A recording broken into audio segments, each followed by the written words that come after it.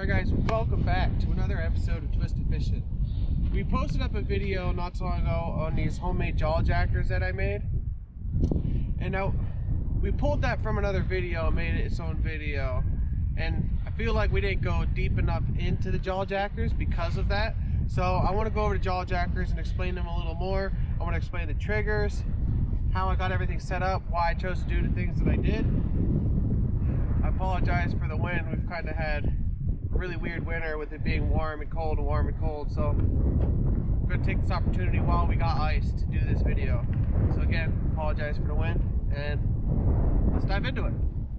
Alright, so I built two of these. I made Sean's first and then I made mine. So I built these to go with the Zebco Dock Demon and Dock Runners, the open faced. So let me explain Sean's to you first.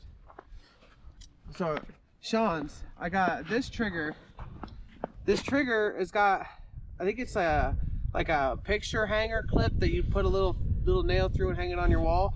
I took one of those Bennett's, this way it went through the eyelid, shaved it up a little bit so it fit, and I put it on a piece of PVC, like 1/4 inch PVC, and then I drilled a little hole in it and then cut a slot going down it, so this way the fishing line, I take my gloves off, so this way the fishing line can come through and sit inside of the piece of PVC.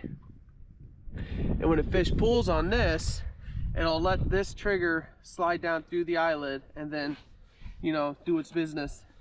And then if we follow this string back, I'm gonna set this off real quick so I don't whip myself in the face on accident.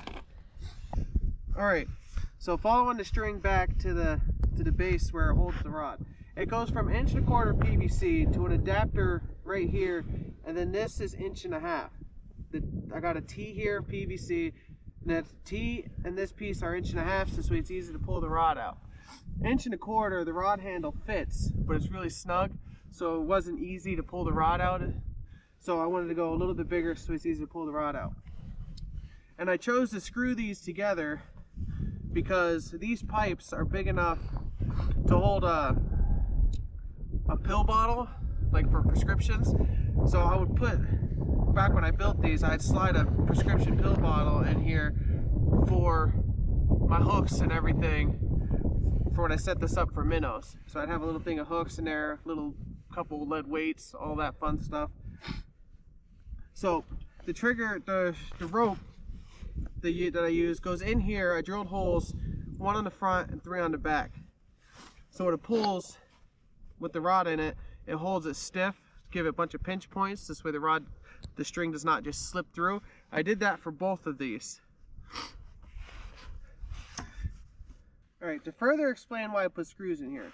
When you slide this PVC together, these elbows pinch, so it's not really going to slide per se, but if I accidentally break a piece of this, I could disassemble it. I didn't want to glue them because, like I said, I put a little pill bottle in here, so this way I could put my stuff that I use for this.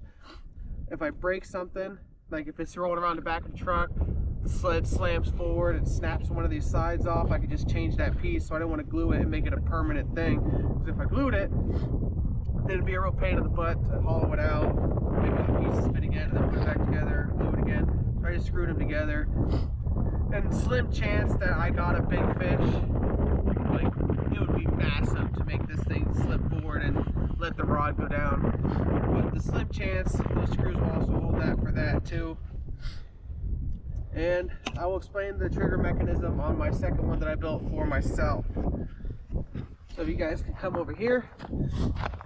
The only real difference is between that one and this one is all 1.25 inch, because I already had the 1.25 inch pipe, or 1.5 inch pipe, not 1.25 inch, 1.5 inch pipe for all of this, because I already had it when I built that one. Alright, so explain my trigger mechanism for mine, because I wasn't too sure how I enjoyed that one, so I was doing two different things, and they both seem to work, so I haven't really messed with them since I built them. But this one, same thing. It's got a little leaf on the front of it, so this way you can put the line on it.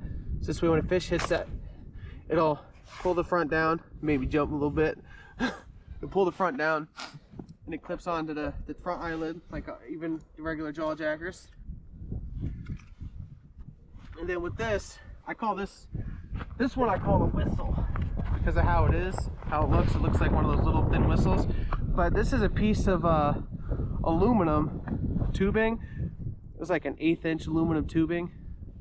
I used a Dremel, cut a little notch out of it, and notched it back a little bit so it would hook the front eye on the rod. And then I cut a slit down this, and then I flattened the front of it out to hold the line. But the eyelid sits inside of there, and it pinches up against the front where it like hooks it.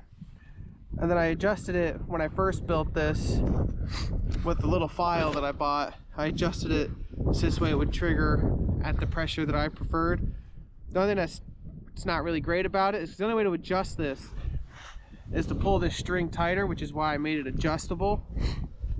So if you pull the string tighter, it'll make it harder for the fish to pull it and launch it or set it because of how the hook is inside of it, the pressure pulling back on the rod.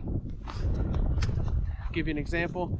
The rod right here, bent just that little bit, is not going to be pressing against the hook inside of my lip that I built. But if you pull the rod back more, it's going to set in there a little deeper and a little more square. So it's going to take the fish more effort to set it off. So if I was using a minnow, I'd pull the rod a little bit tighter and make it this way it would set a little bit harder also, because if the rod's bent like this, it's not going to set very hard. So that's great for like perch, bluegills, all that fun stuff if you just want a dead stick and not really pay too much attention to it. But if you set it this way, the rod's being bent a little bit more and it's a little harder, that's great for bass, pike, all that stuff. But yeah, that's the jaw jackers. And then the same thing, we got screws holding this together. I don't have an adapter to go from 1.5 to 1.25 because I made the whole thing 1.5 because like I said, I had the PVC already. 3 holes in the front, or 3 holes in the back, I mean. 1 hole in the front. Piece of rope to my whistle and to Sean's trigger mechanism. I don't really have a name for that one.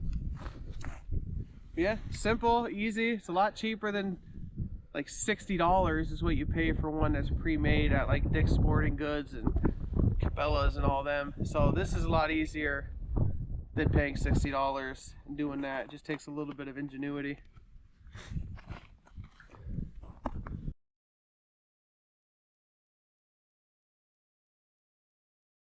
Alright, so I got the minnow on a hook, with the jaw jacker. So let's get this thing up and going without me falling. That'd be nice.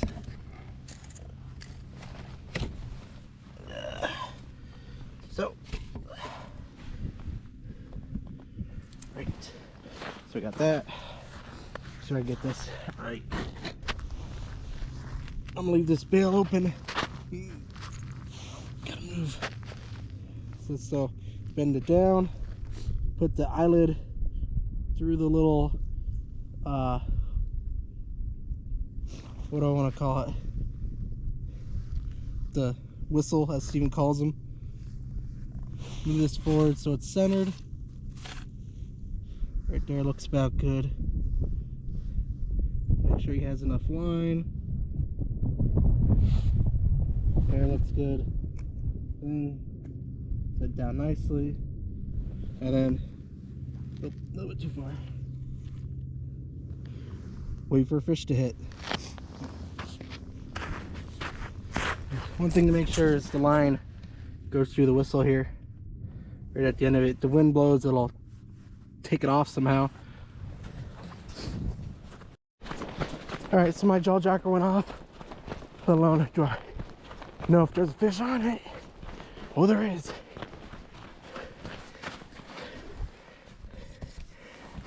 And it's just a pickerel. Pickerel.